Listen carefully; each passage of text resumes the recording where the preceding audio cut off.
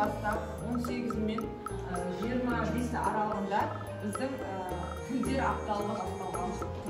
Бүгін міне ашылу салтанатында бастағымыз келді. Бұл ерекше үрдіс деп есептейміз. Себебі бұл жерде тақырыбымыз балалар қандай оқиыншы бәріміз? Тіл, татулық,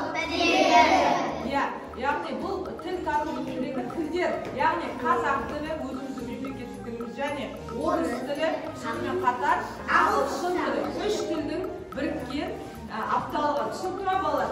Осы апталықта осы үш тілде шаралар өтеді және шараларды таныстырып өтеді. Бүгін міне 18-і бізде апталықтың ашылуы, ертең 19-ы Who Knows More деген ағылшын интеллектуалдық ойыны болады. 20-сы күні Нұркен, 20-сы күні бізде Бақжан Жұмабаев атамызға 130 жыл орай, 130 жыл толуына орай мәнерлеп оқу сайысы болады.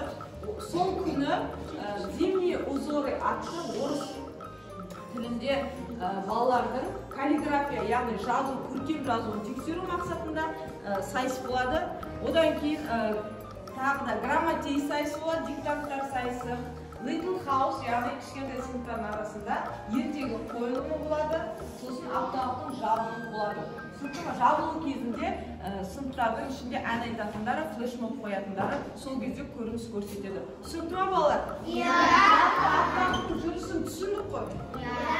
Жалпы апталықтың жүрісін түсінсек осылай. Енді бүгін бізде өзіңіз көріп отырғандай ағылшын мұғалімдері бар, қазақ тілі мұғалімі бар, бізде Фариза апайларымыз ағылшыннан сірә мені білесіздер, және де жақында келген Айсәуле вместе Айсәуле бар. Сонымен қатар бізде орыс тіліне сіздерге орыс тілінен беретін Ая апайларымыз бар. Солай емес пе? Иә!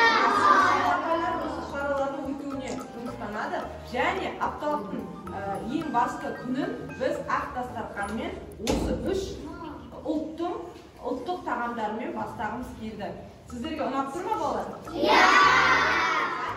Жайлар қазір өз сынып жетекшілерімізбен бірге осы дәмнен ауыз тиейік.